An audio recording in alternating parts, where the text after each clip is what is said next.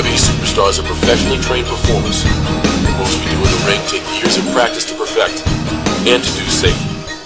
I urge all of our fans never try and copy what we do in the ring, at home, or in school. Stay safe. Don't try this.